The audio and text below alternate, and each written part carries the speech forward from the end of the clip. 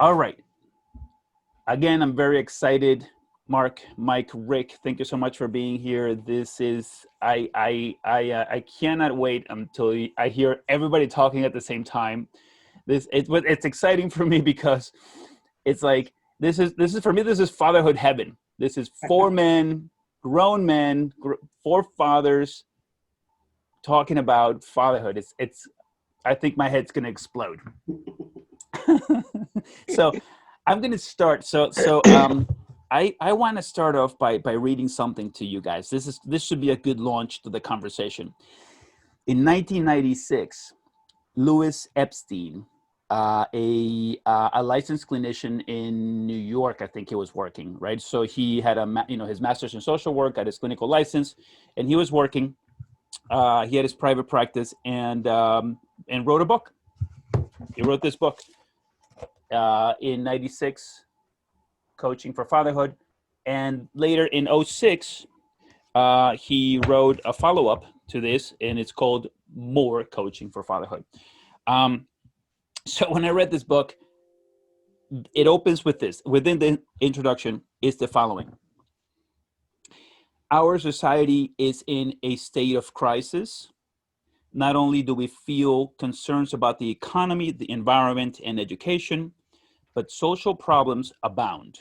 Homelessness, drug and alcohol abuse, teenage pregnancy, teenage suicide, divorce, and domestic violence are found throughout America and many other countries. Most of these social ills are being treated by trained personnel working for government and private agencies without much success. I think this is because we have not sufficiently attacked the underlying cause, which I believe is the absence of the father in many homes. Wow, right? This guy's he from my point of view, he's put it together. He put it together in '96. This is what I've been thinking about this whole time, but he wrote an entire book around this idea. Any thoughts from anybody? Well, the craziest thing to me is you reading that almost sounded like he wrote that now. So it's like from 96 to now, unfortunately, not a whole lot has changed. And I still think that that's one of the biggest issues is the lack of, parents and a strong father in the household, definitely. Right? I No, would. go ahead, Rick. I'm sorry. I was gonna say I would agree. Um, I don't know if my audio is good right now, but I would I agree. think you're still coming Yeah, through the computer, Rick. yeah, If you want to give up on that, man, it's okay. yeah. I'm gonna give up on that now.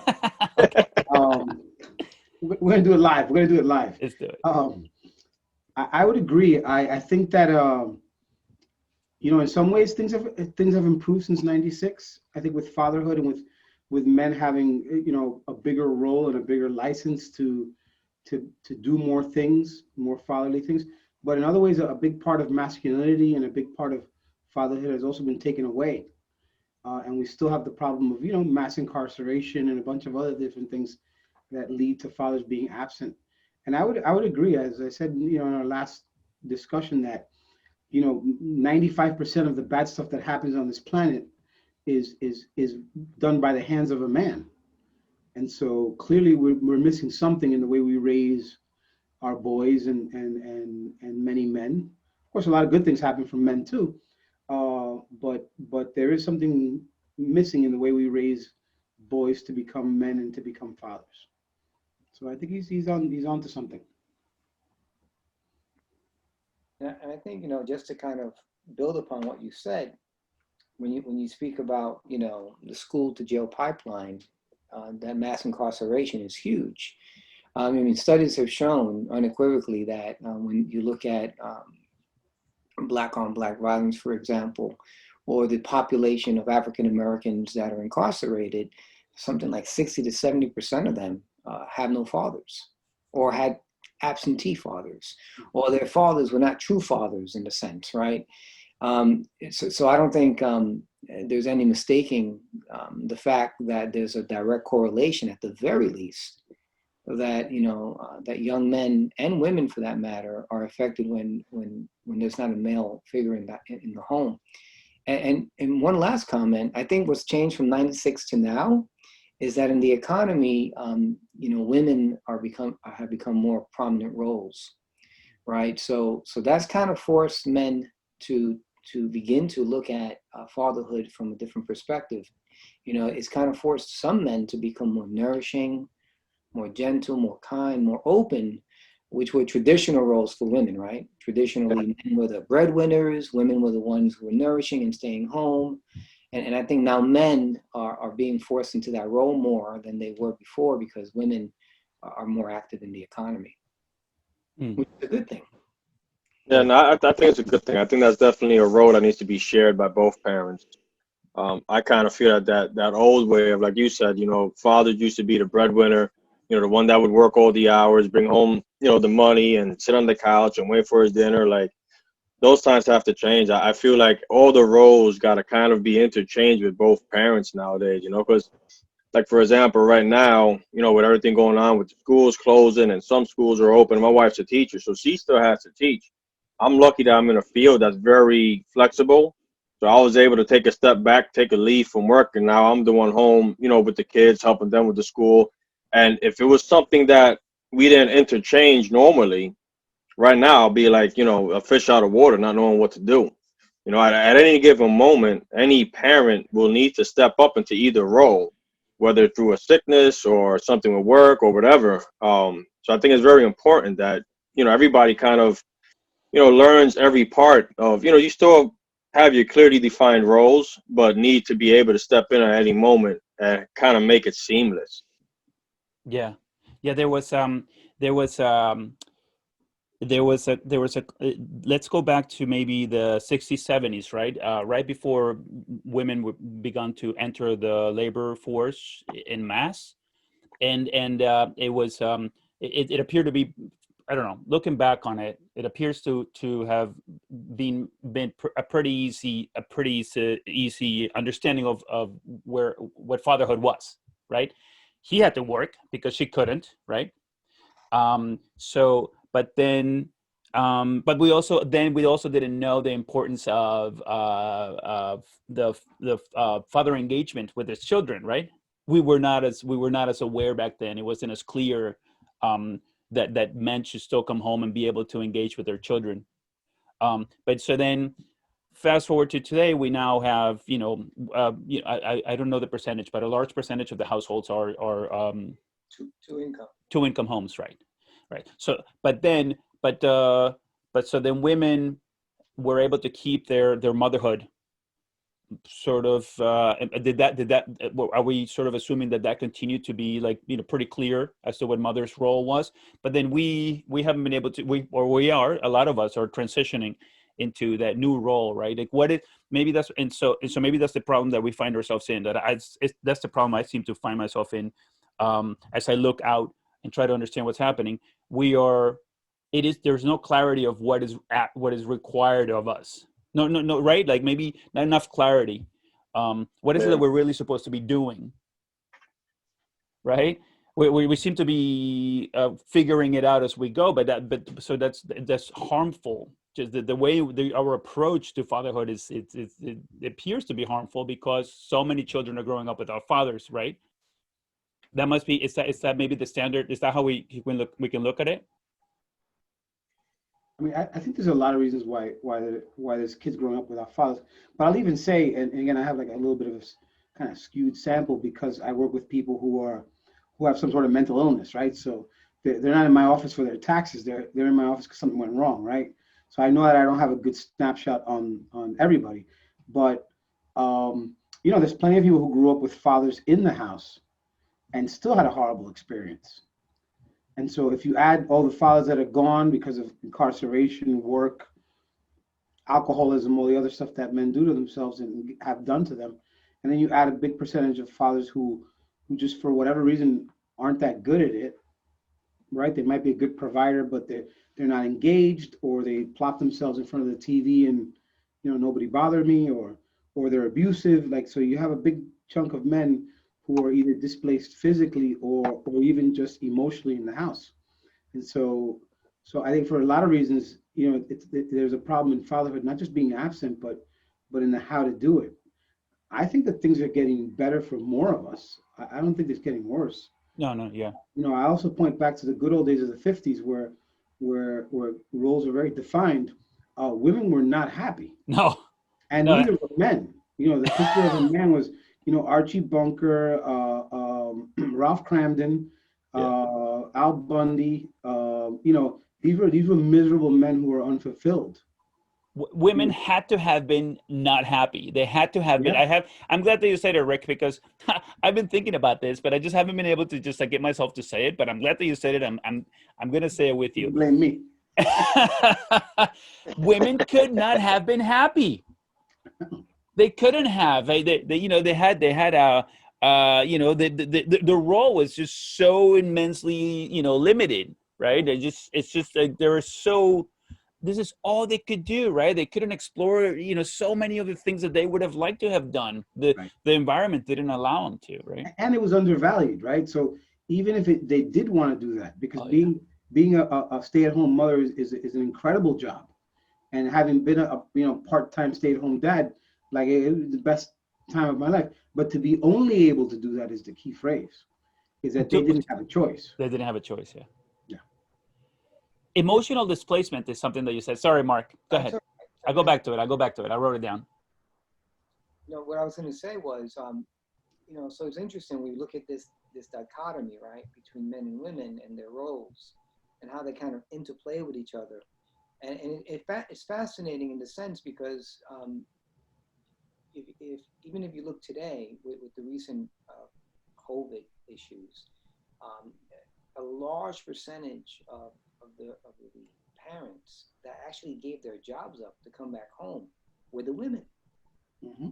Right? It was the women that decided that they were going to give up their careers and their jobs to come back home and take care of the children. So there's that legacy still there, right? Of defined roles where, it's the women that has to come home and take care of the nest. And then the fathers are still out there, earning a living. Yeah. Going back to emotional displacement, which is what Rick said.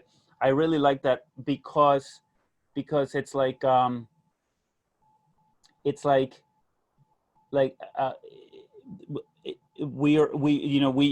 she's working, mom is working, we're working.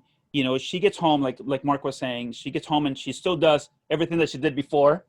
Yeah. And now we're here, we're home, and we're like, okay, now what? Right? Okay, I know I'm supposed to do something, but what is it? Right. And then he just like, and then I see it in my own family where my wife I have two boys, but their relationship is completely different than the one that I have with the boys. And so I see them talking and they have their own conversation. And it could be very, very easy and intimidating. If I could very well, I could just, I guess they don't want to talk to me.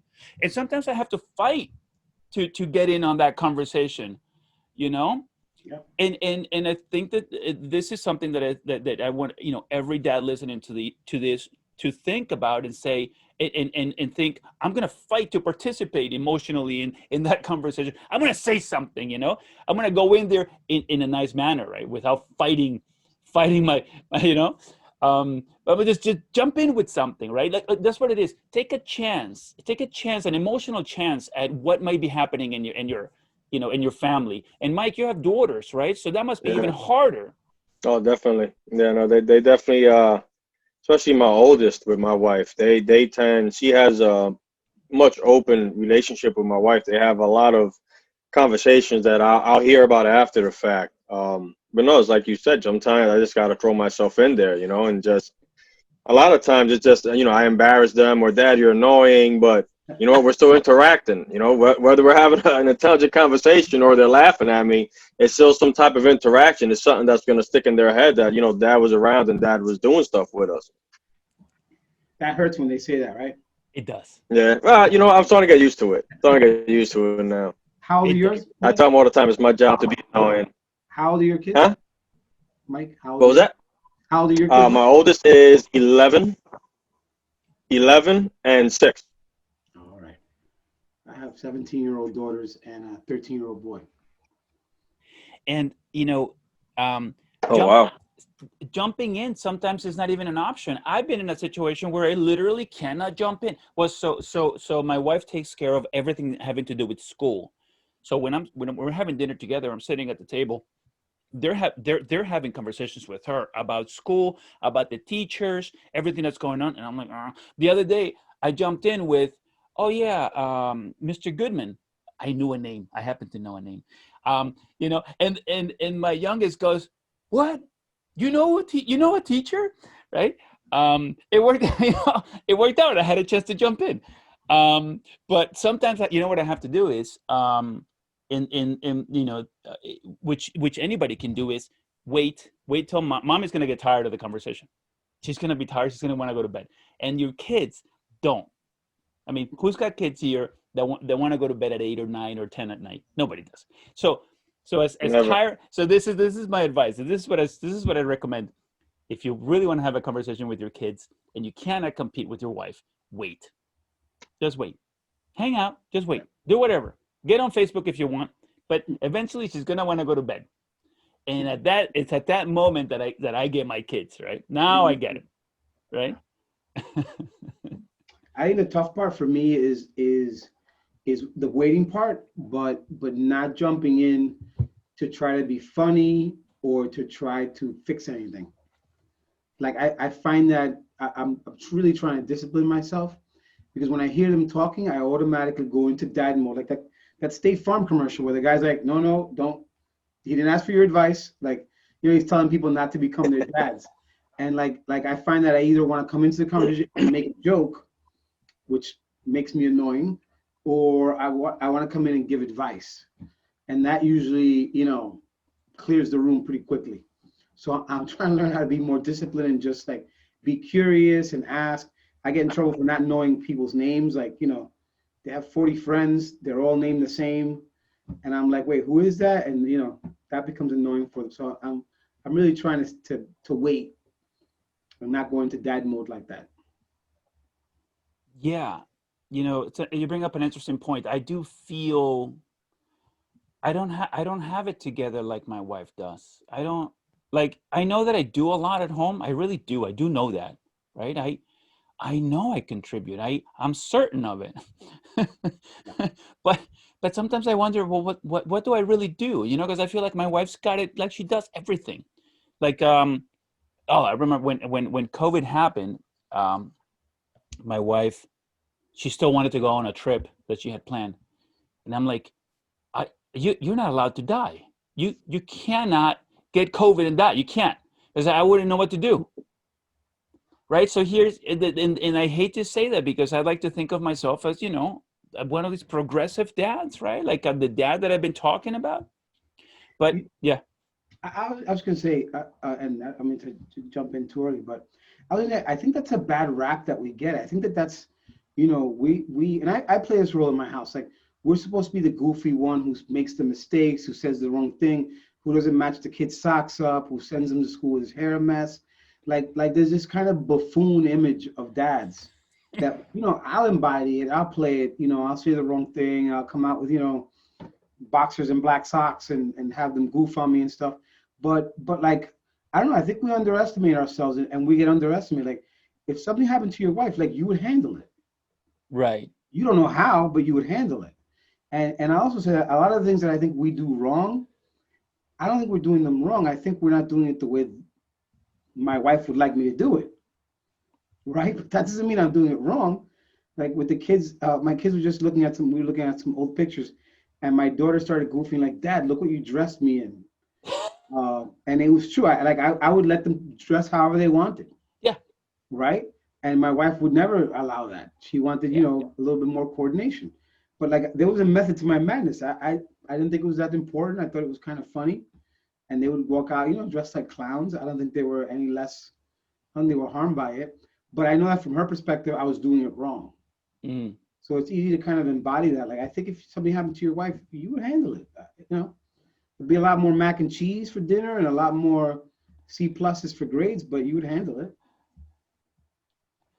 And I think you also have to kind of like really have a clear definition of, what you're doing right or wrong. What I mean by that is, it doesn't matter if she cooks better than you do, or does it matter that she dresses the kids better than you do, or you know what I'm saying?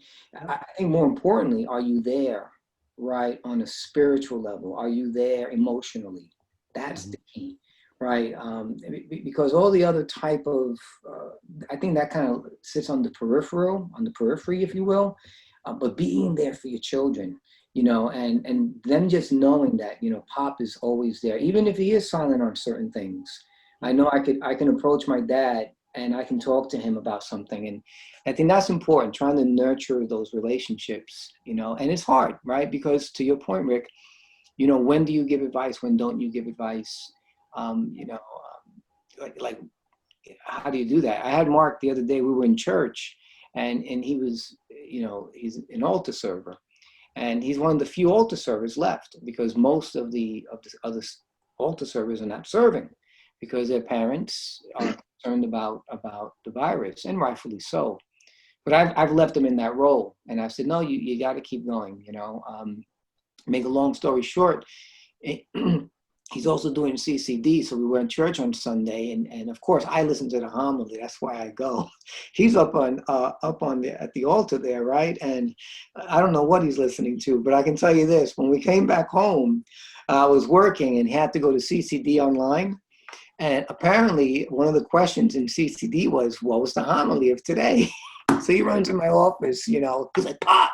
I'm like, "What's up, Mark?" He goes, "What was the homily about today?" I'm like, "You're asking me? You were sitting up there with the priest, I'm like, "Do you remember anything?" And he's like, and then, so I was kind of caught. So on one hand, I started like giving him a speech. Oh, you should be listening to the sermon. You're up there on, you should be listening. And then I caught myself. I was like, no, relax. He's still 13 years old. He's still a young man. And then I told him what the homily was about. And then I kind of threw in at the end, "Can you do me a favor in the future when you go to church, listen to what the priest is saying?"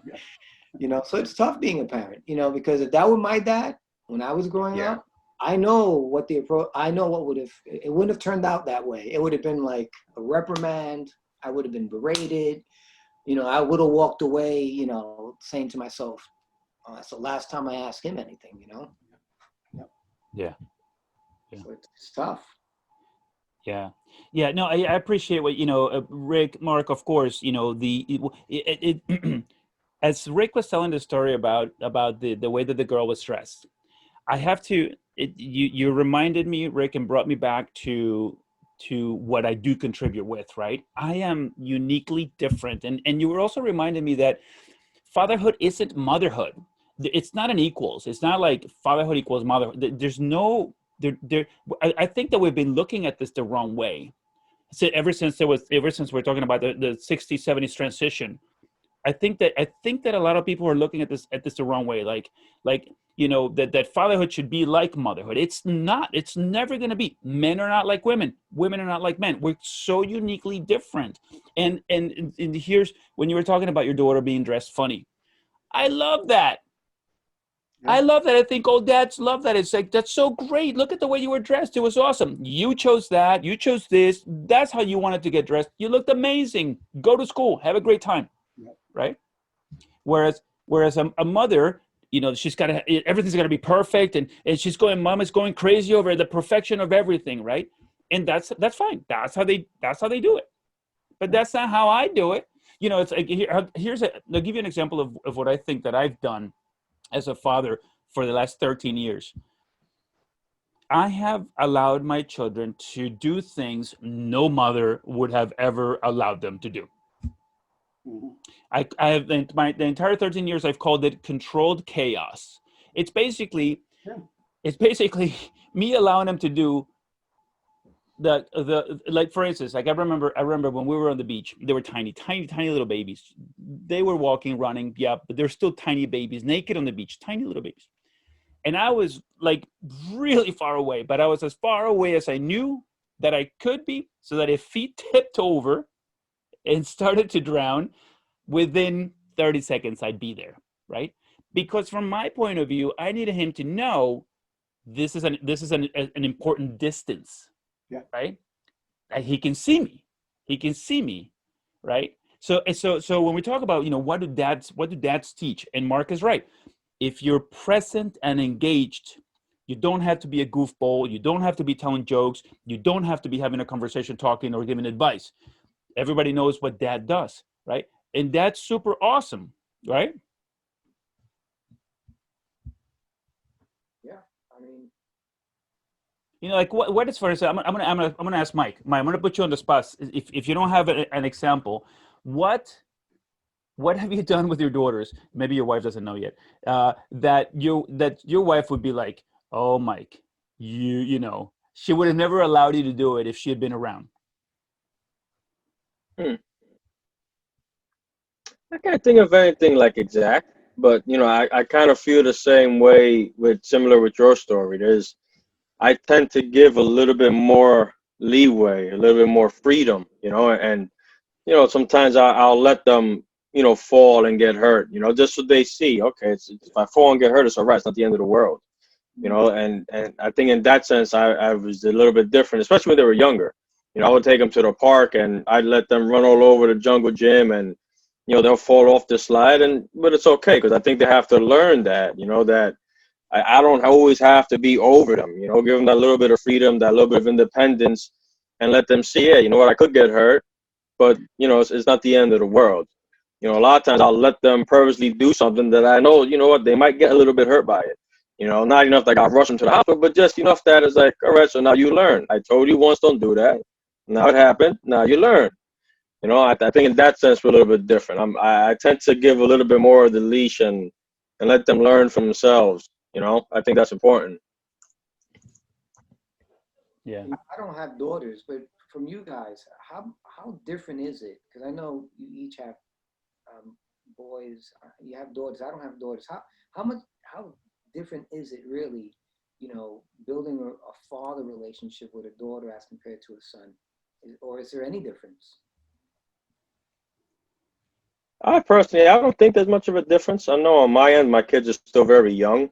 So I guess as they get older and they start going through more changes and becoming a woman, so to speak, I mean, I guess Ricardo could speak on that because his daughters are a lot older. But I'm figuring that's going to be the time where I'm really going to have problems connecting with them. But when they're small, when they're little kids, I mean, there's not much difference in my opinion. Especially my 6-year-old. I mean, she runs and jumps and does everything that I've had nephews and when they're a certain age, they pretty much act all the same. I think once they get older, my 11-year-old is kind of at that point now, but I don't think we're fully there yet. So there's still, we still have a good connection. But I think when they're little, I don't think there's much of a difference, in my opinion. I mean, I'd say that. I mean, and I hope that I did the same thing. Like, I did raise my girls were older, so I hadn't raised a boy yet. But I was very, very keen, and my wife as well, on my our girls doing anything that boys did, and if possible better. Like one of my daughters played football, tackle. She played 2 years of tackle football. It wasn't until like puberty, I guess they were 12 years old maybe, where the boys just shot up and it became a little dangerous. But before that, she played. Our girls played football, played baseball. They were allowed to do everything that run around with boys, get dirty, like the entire. So it really wasn't that much of a difference, other than like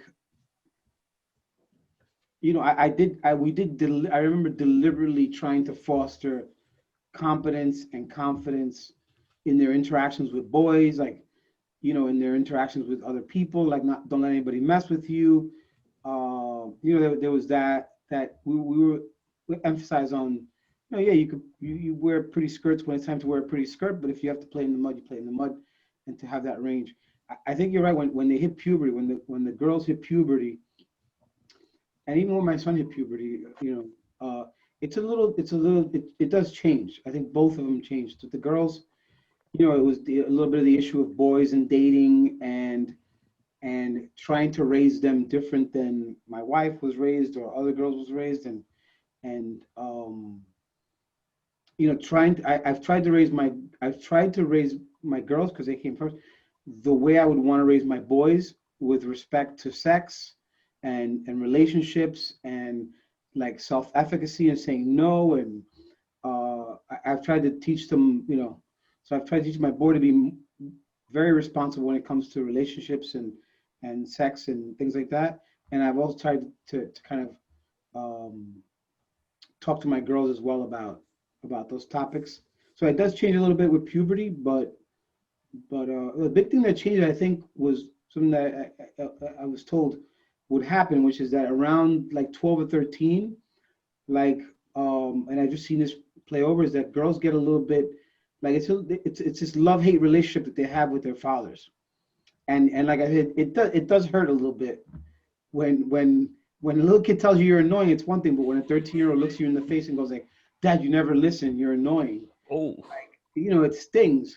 But then I noticed that a couple of years later, it lasted about 2 years, and then they came back to me, like, where now I get hugs and they tell me stories, but there was a little bit of edge where you couldn't even tell them like, "Hey, nice job, you look nice." It was like, oh, everything was, nice job on the bathroom. That was a little bit annoying for a while. So we have to have a thick skin, right? Being dads. Yeah, yeah, Not easy. yeah. It's not easy being resilient, right? And yeah. Yeah. I think about the mud, and for me, having my boys, run through every puddle, down the path was such a big deal. I feel like, going back to the question I asked, I keep answering with some of what I have contributed with is that it's the fact that I know that a mom would not, I know my wife would not have allowed them to take off their boots, right? And yeah. Regard, I was gonna say, but you know what? But that's partly because she was not allowed to. Oh yeah. You know what I mean? Like sometimes I would have the kids yell. I used to love making the kids like when the kids were together. I would say, they were being loud. I was like, I can't hear you, and I would just, if we had a bunch of friends over, just get to the point that they were all screaming really loud, and I'll say to my wife, and I was like, you never want to just yell, like just to let out a primal yell, and she's like, no, I don't have that urge, and but I know for a fact that she wasn't allowed to yell like that in the house or make noise or scream or jump or play in the mud. So part of it, I think, is that women weren't allowed to do that. So it's not even in their radar. It's not even, yeah. I say it also because I work with a lot of couples, quite a number of same-sex couples, and I know that we're all males and all dads here talking, but these dynamics play out also in same-sex couples. And so that it's not totally. I mean, of course, it's gender influenced, or sex influence, but I'll say that some of my same-sex couples who are raising kids, like this same dynamic plays out where one of the couple wants to run in the mud and is like, let's go for a drive and go explore, and the other one's like, let's go shopping and then let's clean up the house. And it's the same kind of rub as heterosexual couples. That's an interesting point. Yeah. But no, honestly, the truth is, I do know, like I'm another half. I'm literally the other half of this operation. In fact, can I tell you something? This is funny. There were times when I had, we haven't had an argument like this in a long, long time, where I felt that my wife was saying, this is where it came from. She would call the kids her kids. I was like, what? No, hold on. This has happened just a couple of times, but I stopped it. I was like, no. Now, this entire thing also exists because I exist. These are our children, right? I've made this happen too. I've been here this whole time. I never left. These are not your kids. These are our kids. Yes. But that kind of feeds back into our original premise, right? About some of the roles throughout society that men are outside of the family, and that the family and the children and the nest is the haven, if you will, of women. I mean, even legally, right? I mean, for so many years, when divorces took place, most of the time the judgments would always be in favor of the mother because the rationale was it's better for the kids, right? They're genetically endowed with the nourishing gene, if you will, which I think is wrong. I think men get a bad rap in that regard. I think we've got to transcend some of these biases, because you're right. It's not just her kids; they're your kids too, at every level, right? So, but thank God you care enough. Some dads could care less. They're like, you're right, they are your kids. Yeah. Right? Unfortunately, you know. I had put way too much work into the relationship with with each one of them to allow this to be okay. It's like no. You gotta change the way that you communicate. You know, and Mark, as you were saying, you were talking about you made me think about if and I think maybe I already said it. Maybe after a comment by Rick. If she's not around, we do it our way. That's all. It just looks different. It's going to look very different. Yes. There aren't gonna be 40 pillows on the bed and None. 35 cushions on the couch. That's not Gone. All the cushions and pillows are gone. Well, the way Mike said before that there's a fluidity, like when things happen in COVID that you just because of your job allowed you just took over. Like I think that's how I think a lot of couples are working now. So I'm 51, so I'm gonna assume couples around my age or younger, where like it's just a question of what has to be done, like the delegation of responsibility. Like if you're better at this or better at that, fine, but there isn't like that's not man's work. You know what I mean? Like that's not that's not a woman's work. It's more like what has to be done, who's available, who's home, who's not. There's a fluidity. If you have to, the reason I don't cook in my house is because my wife is a better cook. Like, but if my wife, if our hands were bandaged, or in this case, my mother-in-law's or my mother's hands were bandaged, I'm the guy cooking, and it's probably gonna be a lot more barbecue and things like that. But there's certain things that we do because the other person is better at it, not because it's not my job. Like, I don't think couples really say that's not my job anymore. Mm. Right, to Mike's point, it's what has to be done. Who's driving the kids to soccer is like who's available. Right. Yeah. I mean, that's really how it needs to be done. Yeah, I was just saying that's how it needs to be done. I think what happens sometimes is men put their identity in their work, in the positions they hold and the money they make, and that's what kind of takes them away from the home. I think that's how it was in the past. I know growing up, that's how my father was raised that way. You got to go out, you got to make money, pick up as many hours as you can, work 2 or 3 jobs if you need to, but that's where he had his identity in and his ability to be a hard worker and to be a provider. That's how he was brought up, and that's what he felt was the right way to do it. But I think nowadays, I don't think it could be that way anymore. I think you really have to be versatile and not really put your identity onto one particular area, because that's where you're gonna fall into those pitfalls where you may even if I put my identity into my work and what I did, having to step back right now, it could have put me in a bad mental state. It could have been put me in a depression. I could have been here with with anger and resentment.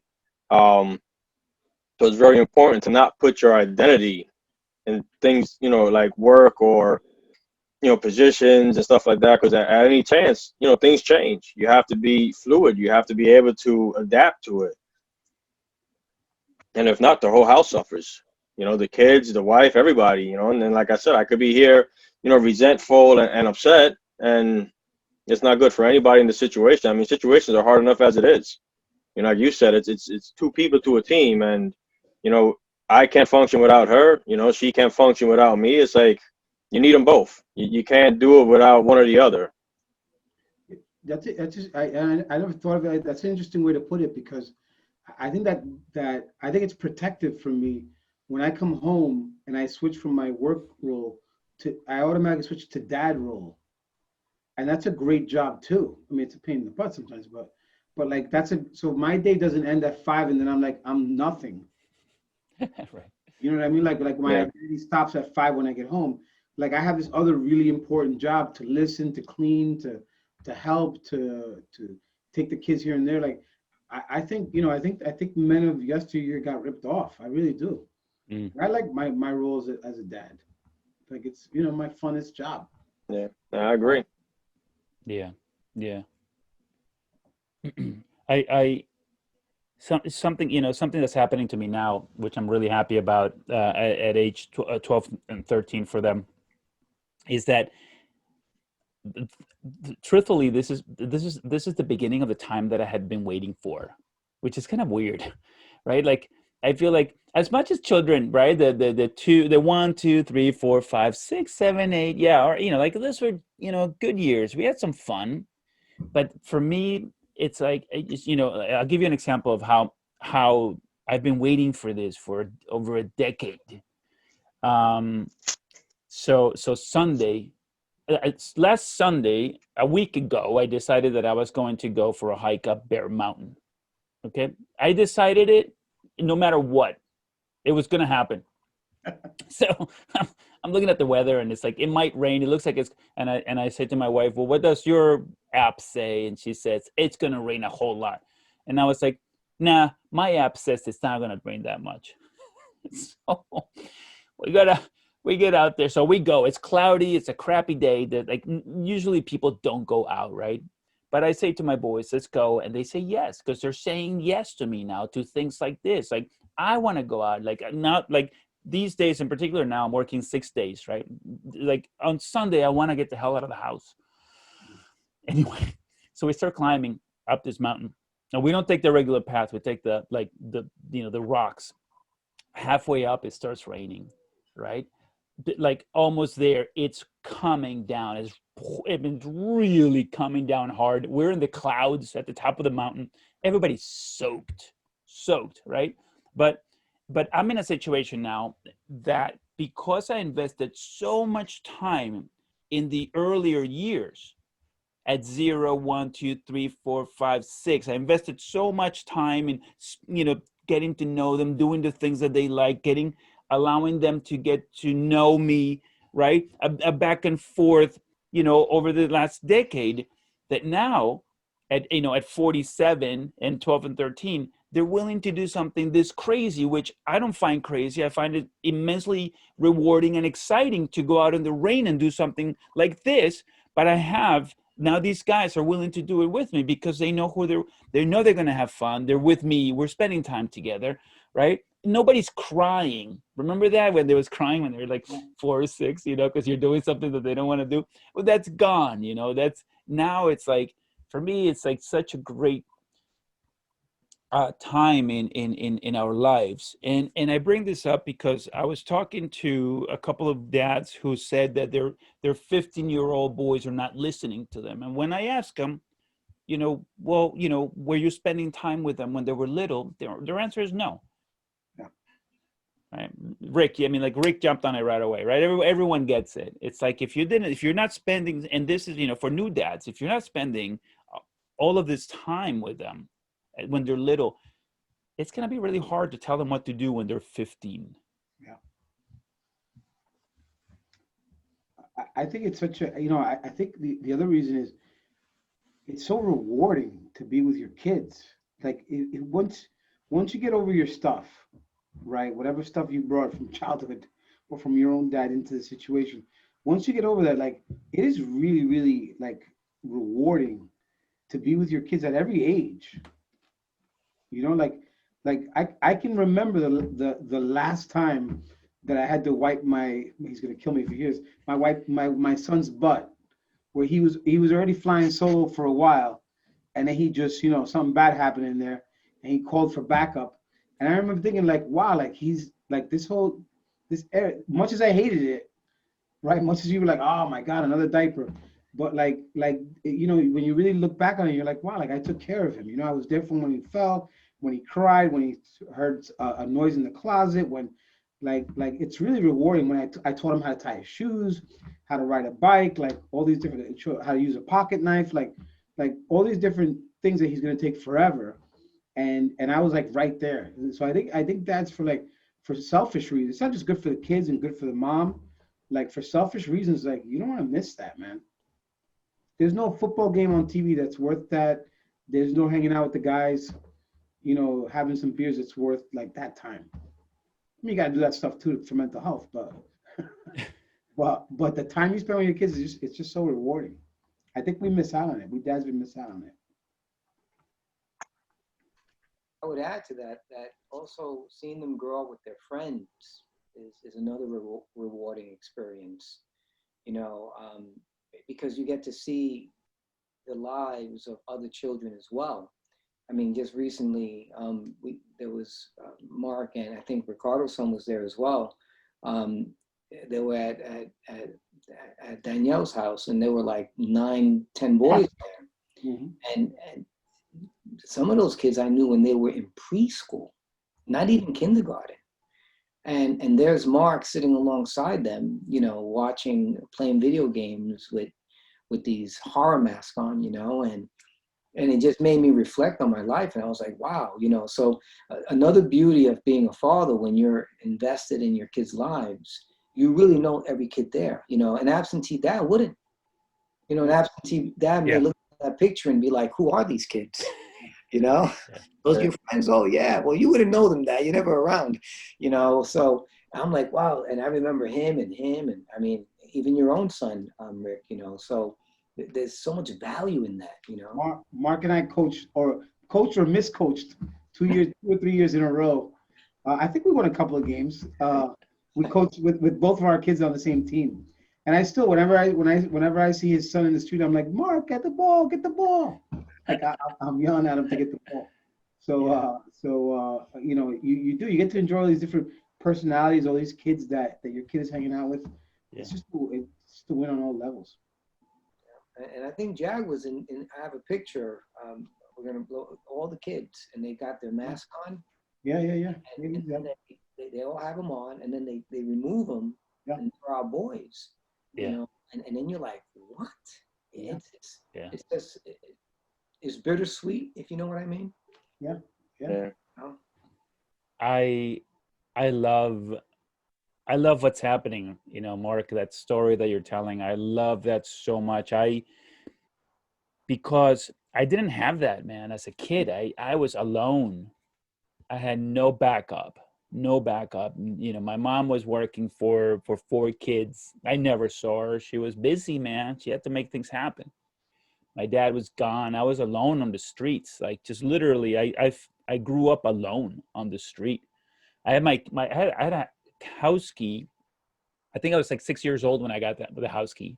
6.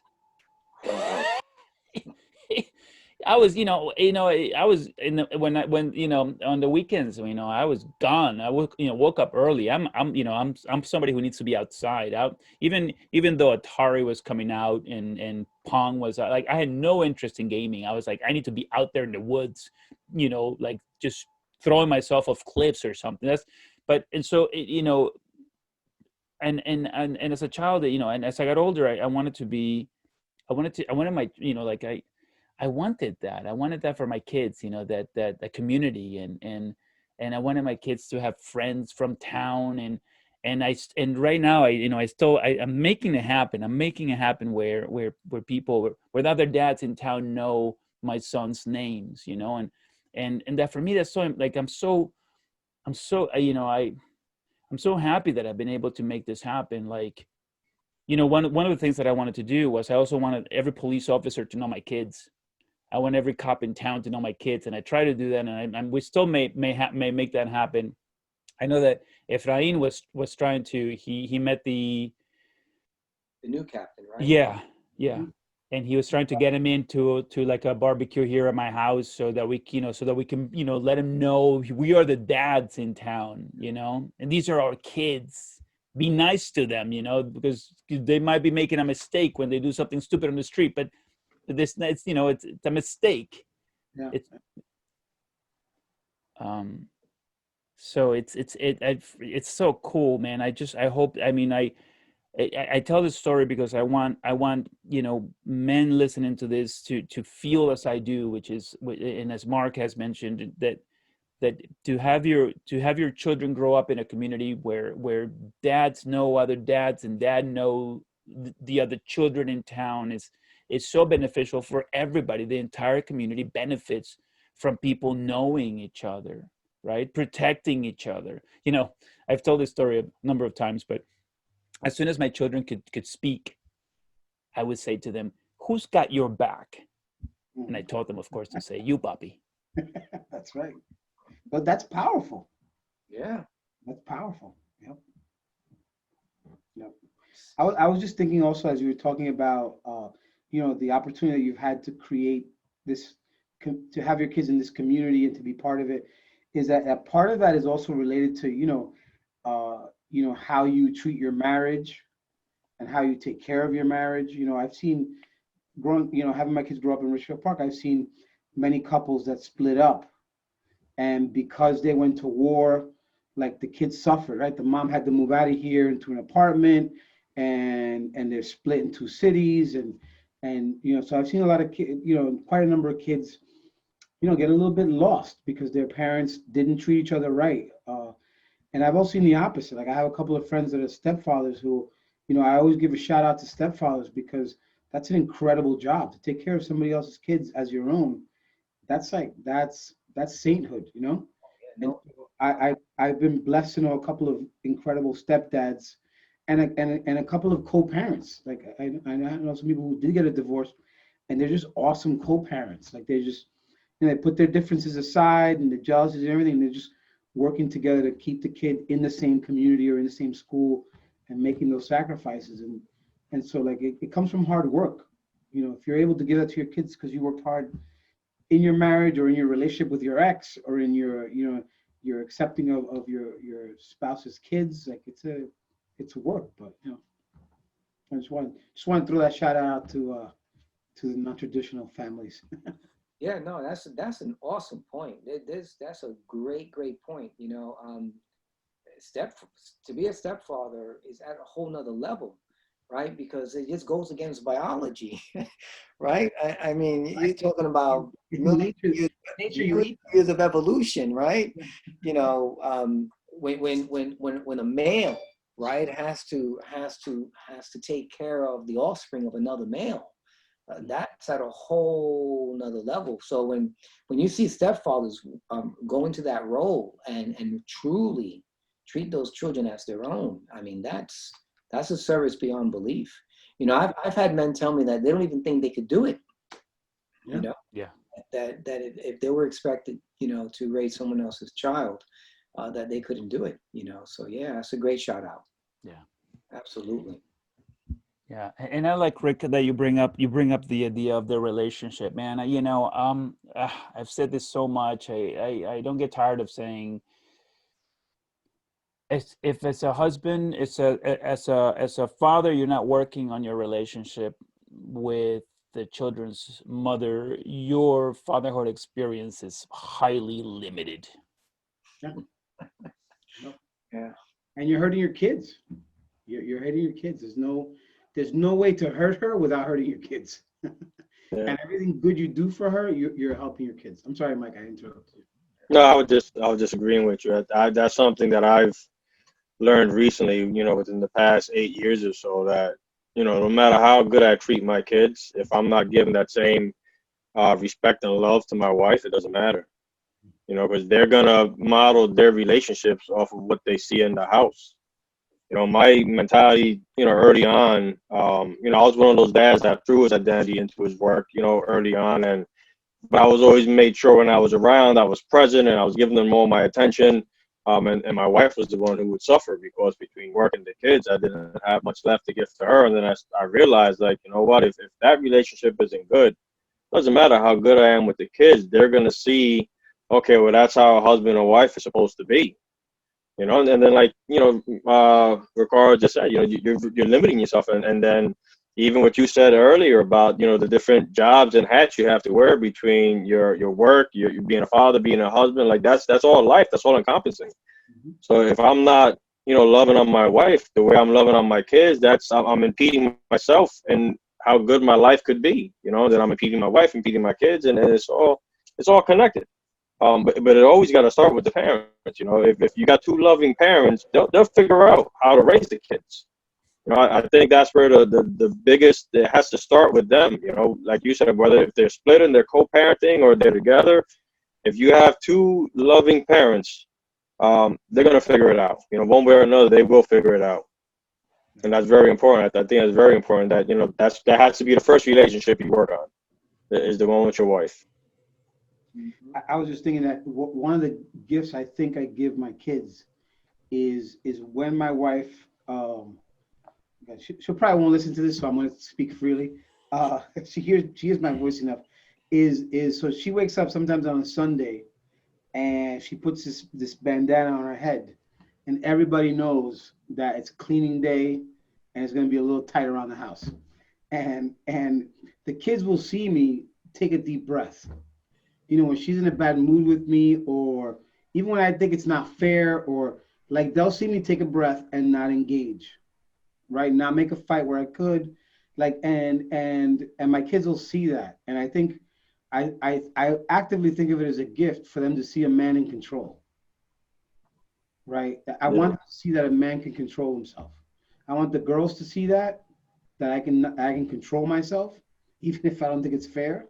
And I want my son to see that, because too often, even if we're in the car, like road rage, and like we I sometimes have to remind my wife, like, I'm just an ape with clothes on who's trying to behave well, right? Because we really are, like, we're, Yeah. that's basically what we're. I'm just a really well behaved ape, uh, who dresses nice for an ape, but I want my kids to know that just guys say, like, I can control myself. Yeah. I can not engage. I can, even if I think I'm right, I can back down. I can yield. I can look for a conversation rather than an argument. Like, I think it's really important for them to see me in control. Yeah. Yeah. Women are good at controlling, better at controlling themselves, with their anger and stuff like that than we men are. But they need to see, me in control of Yeah. myself, I like the, yeah. With the value of manhood, right? I mean, traditionally, men have always been cast as, to be a man, you got to fight, you got to get physical, Yeah. you don't back down, so I think to your point, when your children, especially the boys, when they see a man in control, when they see a man who's capable of channeling that energy in a way where he doesn't get goaded into conflict, Mm-hmm. physical conflict or emotional conflict, that's good. That's great modeling. Yeah. Mark, for the girls, it's important too. Mm. Yeah, When their little punk boyfriend says he loses control, right? I want them to go like, "What are you talking? My father keeps control. Yeah. Like, he gets angry, and he takes a breath. Like, so I want that modeling for my girls too. That don't ever let a man tell you he's not in control. Like, absolutely. Yeah. What's the word? Is it deliberate parenting? It's something along those lines where you're making these decisions knowing that somebody's watching, oh yeah, yeah, right? deliberately. Yeah. Yeah. I like And it. you I know, like. they're always watching. I have a buddy of mine. He's an older dad. He's wants to maybe his mid 40s, right? But he's played sports, all his life, so he's all banged up. That's And what. whenever he picks something up from the floor, he bends over and goes, ugh, Yeah, ugh. So his son, I think, is 2, and now his son goes to pick something up from the floor, and in his mind, that's how you got to do it. yeah, So he has his 2-year-old son going down, ugh. So I'm like, even when you don't think they're looking, like, he's watching. Like, the son's like, okay, my dad picks up like that. That's how I got to do it. yeah. Like you said, I mean, there's always somebody watching. You have to parent that way deliberately because they're always watching. Even when you don't think they're watching, they're watching. Yeah. Yep. Yeah, Mike, I like that a lot, man. I like that a lot, and I want to. I'd like to bring that back to the relationship. The relationship. And Ricardo talks. I mean, Rick talks a lot about this, and how it's, I think it's, and especially with girls, because I see it especially with girls, but I know that it also with boys. It's like I very often know that I'm the way that I'm acting, behaving towards my wife is going to be how their relationships are going to be like mine and my wife's. Mhm. And so I think that's something that we don't hear a lot of, and maybe I've never heard it before, and I want to say it is, I am proud of my relationship with my wife, Mhm. right? And I think it would be so awesome if more of us started saying that I'm proud of the work that I put into the relationship with my wife. I am so happy that the work that I'm doing with my wife is working and it's paying off, and that our relationship is great, right? And maybe it's hard to say it to other men because it's not really, because it's not common, and you know, and inevitably somebody's gonna make fun of you for saying it. But Like I was gonna say, growing up, even when we just had, girlfriends, if you were too good to your girlfriend, what would they say? Oh, he's whipped, right? yeah, You get ragged on whenever you like, even early on when I was in my late 20s, and the guy's like, oh, we going out this weekend. I'm like, I gotta double check with my wife, make sure we don't got nothing going on, or you gotta ask permission. Where you whipped, you're not the man of the house. I'm like, no, it don't go that way. But that's how it was in the neighborhood, growing up where I grew up. I don't know if it's been similar with you guys, but I know if you were too good to your women, then that was a problem. That was something that guys like you said they would joke on you for. We still goof on each other like that, even though we're all herbs. It is. It's a measure of manhood that we men don't validate among each other. Right? Like, we don't tell each other, yo, you're really good with your wife, man. That was really nice. She looked like she was in a bad mood, and I saw you avoid that argument and kind of, smooth that over. Like, we don't give each other enough credit for that. Yeah, that's a great point. You're right, because come to think, like, I compliment guys on a lot of things, and things like that really never come to mind to me. And I'm gonna make it a point from now on. I want to start doing that, because you're right. That's something that we need to normalize. We need to start letting guys know, like, the work they put in with their wives is seen and it's appreciated. Yeah. And I think it's important too that like anytime I'm with a father and a husband, and he's like, I gotta go, Mark, or I'm cutting it early, or whatever the case may be. I'm always mindful not to make fun or do anything like that, because you're undermining his relationship, right? Yeah. And that's the last thing you want to do, right? You want to support a man who's being dutiful, a man who is being respectful to his wife. And any good friend and any good father and husband would support that and be like, yo, get going, yo, hurry up, and mean it sincerely, Yeah. There's a part of this conversation that is a little even harder to be had. I'm probably among men, which is I have a good sex life because I'm good to my wife. Like those guys. That's a big factor. Huh? I hear that's a big factor. Yeah, that's right. Yeah, like the only one. That's right. It's funny because we all know that story that Mike was telling about the men, the other men being difficult about this, but it's like, yeah, no, I'm gonna go home and do what I got to do because I want to have sex, because I love sex. I think it's awesome, and I like to have sex with my wife. So I'm gonna take care of business. Yeah. I'm leaving later, right? I'm gonna go take care of my baby. I'm gonna go feed my kids because I want to have sex this weekend. At every level, yeah, at every level. And again, it's not just the sex being, let's say, partly part of the end zone, let's say, but like, I don't want to have my weekend ruined. I don't want her in a bad mood. I don't want her stressed out. I don't want her to be out the kids because she's in a bad mood. I don't like, we have so much, we men have so much control as to how that weekend goes. Like, I'm very aware that how the weekend goes in my house. I used to think it was up to her. She's in a bad mood, we're done, right? But now I realize that it's really up to me. If she gets up with that bandana around her head, like, I already know. Like, I used to fight. I used to say, like, I worked hard all week. Why I gotta clean now? Right? I don't feel like cleaning now, right? But now what I do is I text the kids and I go, hey, mom has the bandana on, right? Or I give them the heads up.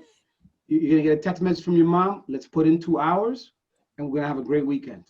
The kids get up, we clean the house, we do the stuff, and I can see her mood, come back down, and then we have a good weekend. So I see myself as really, I also say this, that I think we men get a bad rap. Like, we really, and I'll say men in quotation marks, so I know, again, gender, differences in gender, same-sex couples, the whole thing, touching base, but we are 4 men here talking.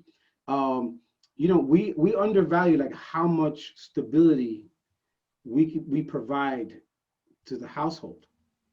Like you know, at least in my house, like I know that I'm supposed to be the one that kind of says, all right, we're gonna be okay, right? Like that I keep the car in the middle of the road, right? That when you know my wife pays the bills, writes the bills, but when something goes wrong with the bills, like I'm the guy who's gonna call up and say, you know, here's what we are gonna pay, here's what we're not gonna pay. Uh, you know what I mean? Like that when somebody comes to the door or there's some situation or we got to deal with a plumber or something like that, that I'm going to be the one that handles it. And so I think we undervalue like how much emotional stability we can bring to a household. Yeah. Mm. Yeah, Absolutely. I definitely think that the way the father goes a lot of times dictates, you know, the way the house goes. Mm.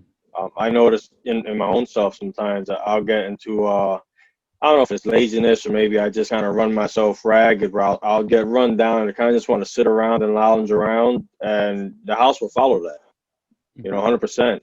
You know, everybody will be in that same mood. But you know, if I'm up and I'm moving and I'm doing things, same thing. They'll follow suit. I think the way the father goes, the household goes. You know, Mm. I mean, that's something I've spoken with my brother about a few times. And he started making little changes, and he told me, he said, you know, you're right. You know, as I'm starting to change things, I'm seeing things are starting to change a little bit. You know, as the father goes, that's the way the house goes, 100%. Yeah. Yeah. I've made I joke about because I've made a conscious decision. Like you know, I can't stay mad very long. Like I'm explosive, and then I'm good. Like, and if somebody apologizes to me, I can be good within 30 seconds of a tantrum, right? And so I've decided that if my wife makes me mad, I'm gonna fix it. Right? As soon as I calm down, which is gonna be faster than her, Mm. I'm gonna fix myself and I'm gonna deal with fixing the situation. And if I get mad, so if I get mad at her, I'm gonna fix it. And if she gets mad at me, I'm gonna fix it. Right? And it's just so much of a better way. I'm just better at it. Like Yeah. you know, there are some things she's better at. I'm better at conflict resolution.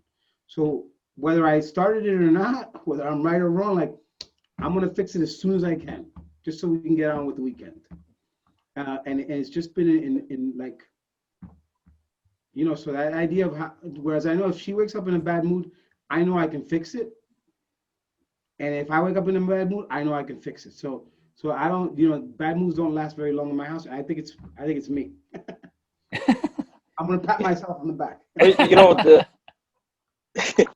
you know, ultimately, though, what it boils down to, with everything in life, not just with relationships, but that's the one thing we have control over, right? How we react to things.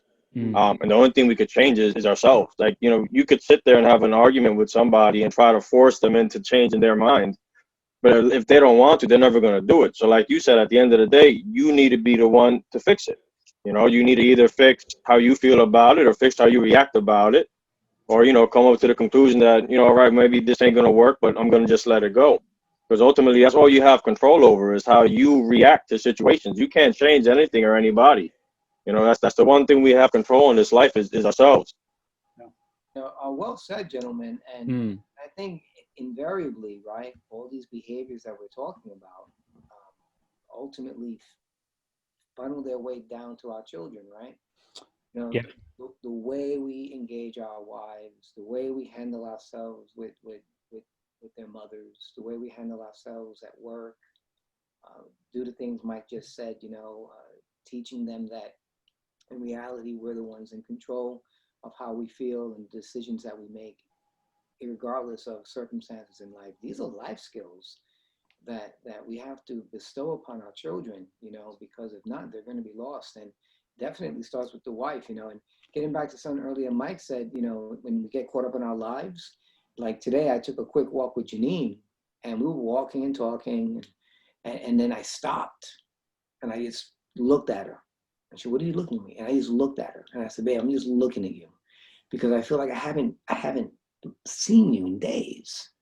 Like I haven't actually looked at you, like just spent 10 seconds, just gazing upon you.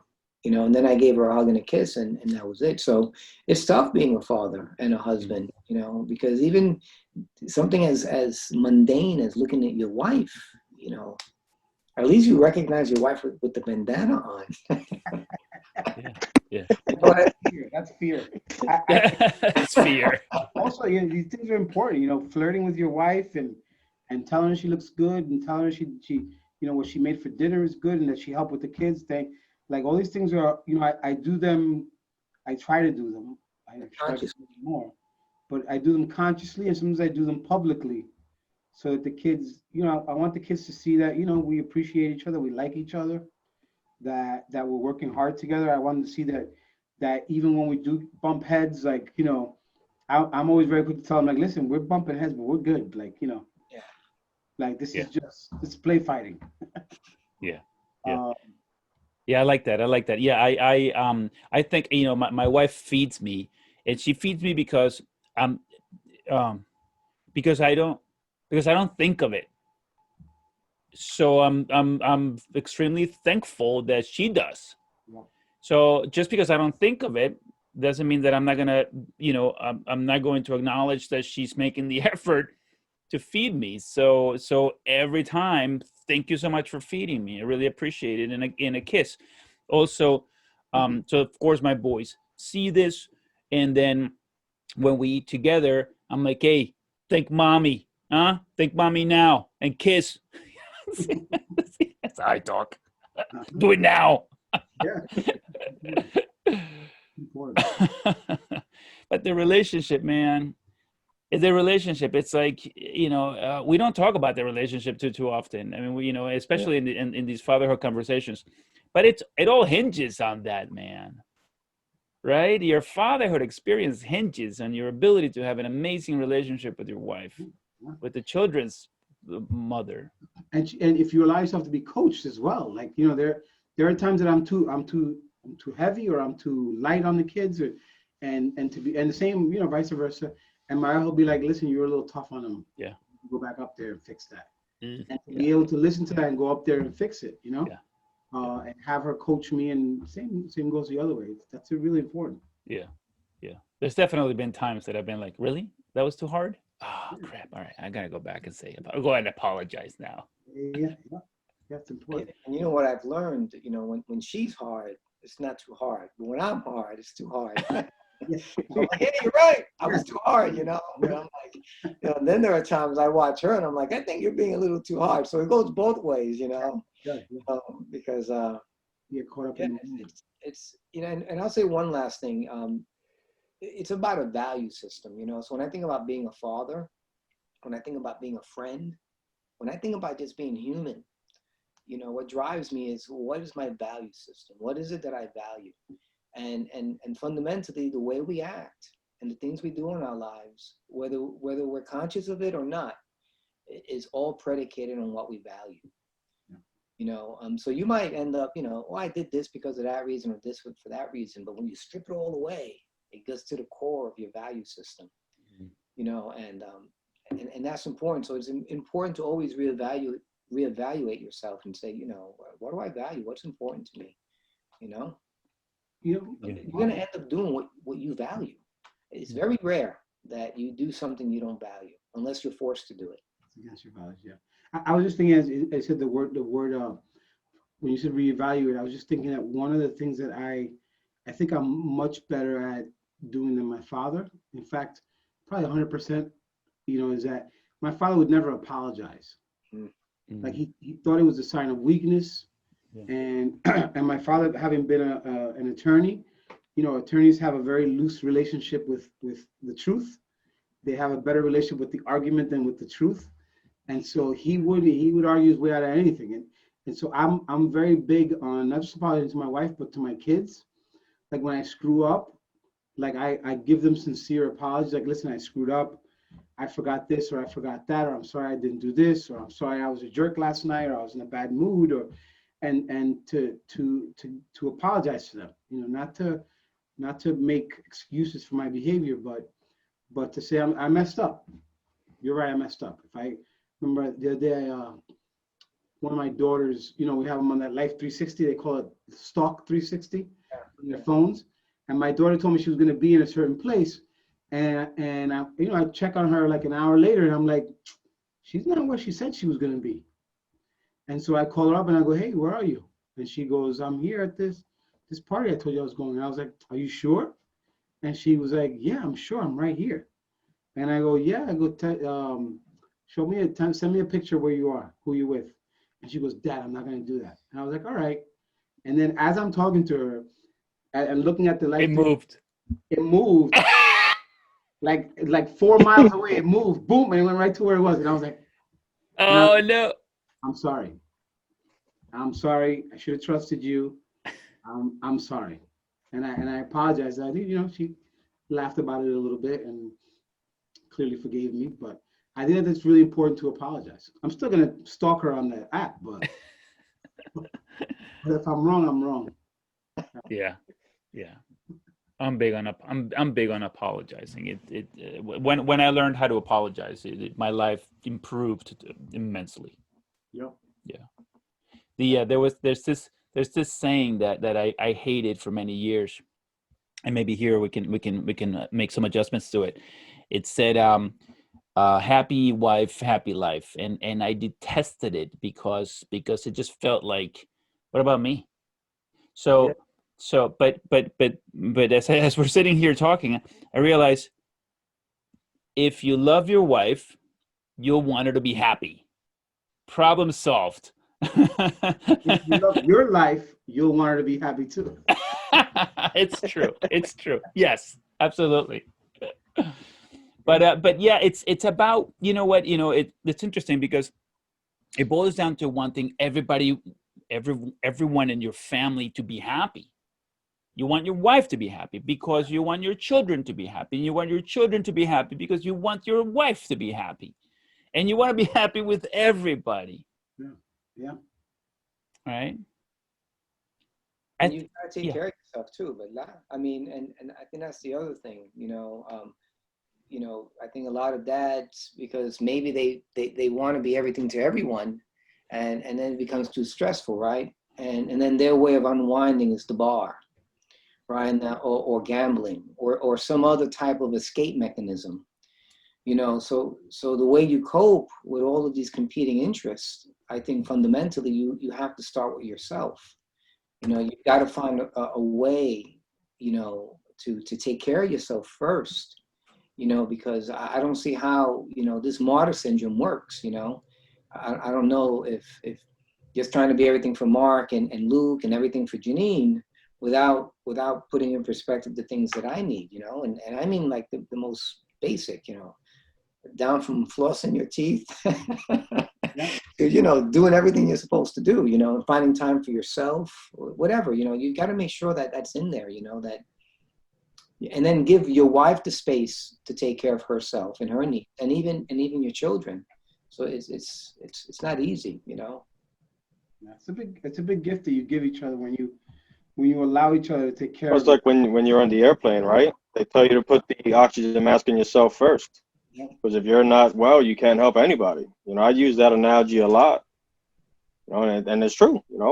I tend to get up about 4:30 every morning. I get up at 4:30.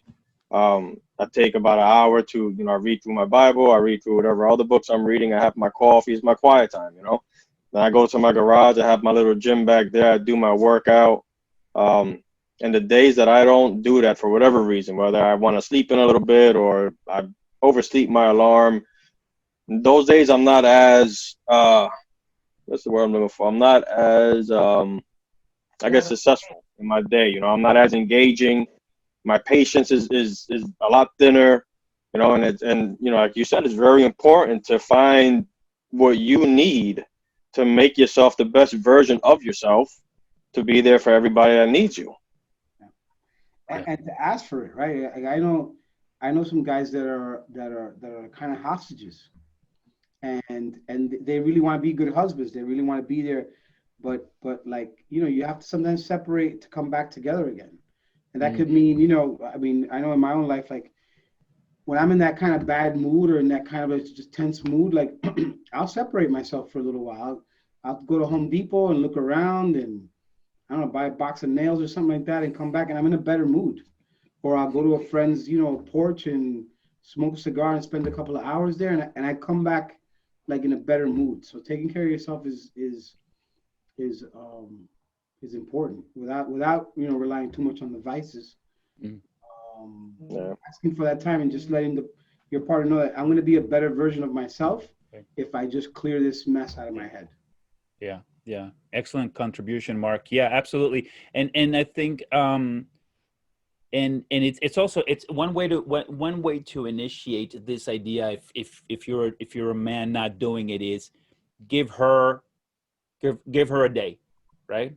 Be like, you know what, honey, I was thinking, why don't you take a day off, right? I'll take the kids and we'll go wherever you do whatever you want. We'll leave. We'll come back in the evening, right? And once she knows how how good that feels, then you can sell. Hey, what about are we gonna take a day?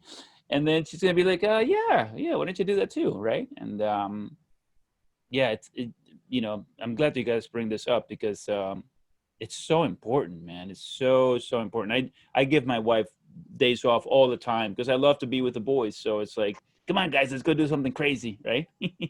Women also feel guilty. Women also feel guilty sometimes taking time away from the kids or taking time and so sometimes like I joke that I don't really get my wife gifts because first of all I don't get it right. That's number one, and that my job is to get out of the way.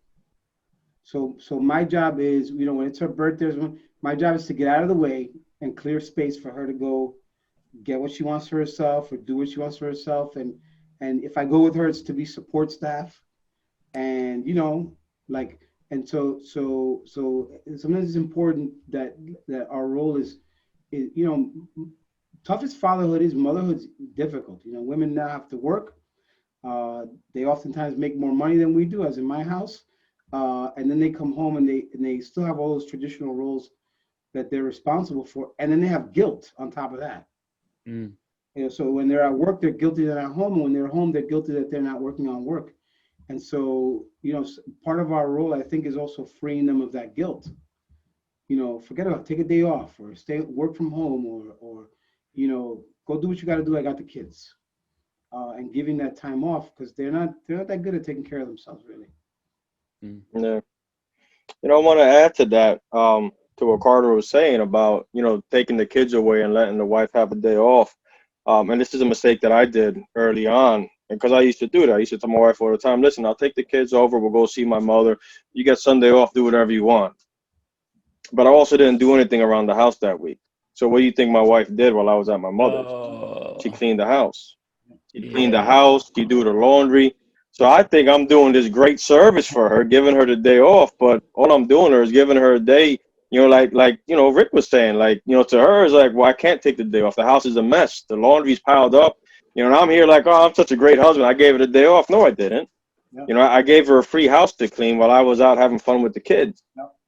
So same thing as the relationship goes on and I started to realize things, it's like, all right, well, if I'm going to give her the day off, I got to make sure there's nothing that she needs to do in the house, or at least, maybe not do it all, but at least get some of it done or say, listen, hon, why don't we take today? Let's straighten everything up. And then tomorrow I'll take the kids. You can have the day off. Yeah. That's definitely something you got to add in there because I made that mistake for a long time. I thought I was doing this great service and I really wasn't. I'm here thinking I'm giving her the day off. And, of course, I come home 7, 8 o'clock at night. She's on the couch with her slippers on. And I'm like, oh, she looks like she had a nice, relaxing day. But, little did I know, she literally just got out the shower after cleaning the house all day. So it's like I didn't really do anything. Yeah. Wow.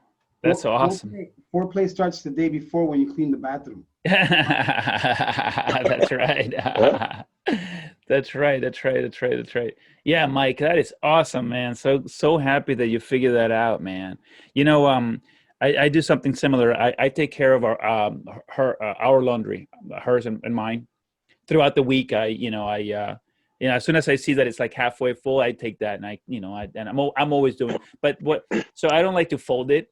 So I wash it, dry it, and lay it out flat out of the dryer, and then she'll take care of folding it. But so we've split it that way. But that's done. And like you're right, and, like right.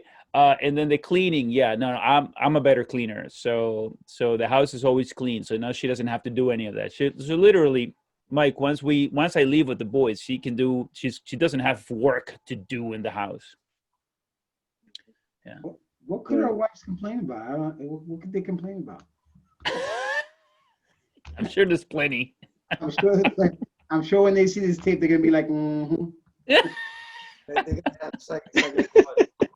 But that's all right, because we're also saying we're willing to learn, and we're a work in progress, right? It's about intent and direction. And I think Nobody here has claimed to be an expert on anything. that's true, but also the company you keep as a husband, that's really important for your children and for your relationship. Early on in my life, I wasn't always hanging out with like-minded people, if you will. So women pick up on that, and it becomes like an undercurrent in a relationship. If your idea of unwinding is hanging out with the boys late at a bar, maybe not not doing something of value. It's one thing to go with some good friends like what we're doing here. I mean, this is phenomenal stuff, and thank you to Ricardo on this. When your children know that your wives know that you're spending quality time with other men, and it's valuable time, this goes a long way. It's not the same. It's not like, where have you been the last 2 hours? And she knows you were Atlantic City, dropping $500 on the New York Giants, right? You know what I mean? And then that becomes like this undercurrent in your relationship. And then the kids begin to feed into it, and they begin to sense it. And, it just begins to erode your relationship from underneath, Yeah. But if she's like, oh, you at Rick's? Yeah. Right? Yeah. Because I know when you're over there, you're doing something that's of value. It's helping you spiritually. It's helping you emotionally, and it's a good, good experience for you. And it's the same way we feel as fathers with our own children, right? To bring it full circle. Yeah. Who are the friends? Who are you with? Who are you hanging with? Because we understand the influence that the community has in the way you are. Yeah. I guess if you're tearing yourself, I never thought of it that way, but if you're out beating yourself up, right, with vices or with bad company, like you're beating up her property, so to speak. Like this is her partner, and you went out and got him trashed and spent a bunch of money and brought him back beat up. Like she should be upset. Yeah. Yeah. It's such a good point, Mark. So I'm sitting in my basement, right? And right now, my wife knows I'm hanging out with 3 awesome guys, fathers like-minded, right? And my kids know, oh, Dad's talking to Mark and Mike and Rick, right? Spending, an hour and a half talking to these guys, having fun, and it's man, what we're modeling is just, yeah, It's huge. it's huge. Awesome. We need more of this. Yeah. And it has to be looked upon as not something corny, Yeah. as compared to like hanging out with drinks. You know what I mean. And then believe me, I love clubs and all that, but you know the point. Everybody I've spoken to about this project, Ricardo, has been like really interested and curious, asked me for the links, and like it's a really, you don't see too much of it. I like the way you're doing it with interviewing people right around you and at a community level rather than at a kind of show business level. It's just regular dads, like and I always say this town has a lot of great dads. I think this town has a high percentage, I think, of good, like, involved dads. You see them at the sidelines, you see them at the recitals, you see them at back to school night. Like there's a heavy dad presence in this town, which I think is awesome. Yeah. And so I'm glad that you're capitalizing on that and highlighting it, because I know I've listened to a couple of the other interviews, including yours, Mark, and it's edifying. It's like you get reinforced in some areas for what you're doing right, and you get like, yeah, I screw up in that area. I'm not as good as that. Like it's a very good process you're facilitating here. Yeah.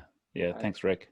No, I mean, it's I've been blessed that so many of you guys are willing to say yes and to have the conversation. It's a personal conversation. I mean, people struggle with it. I mean, there's plenty of dads in my WhatsApp group that haven't responded, not even by, they won't even say no. But when I reach out to them directly, they're like, dude, it's just not my thing. I just can't do it. I just can't go out there and open up like that.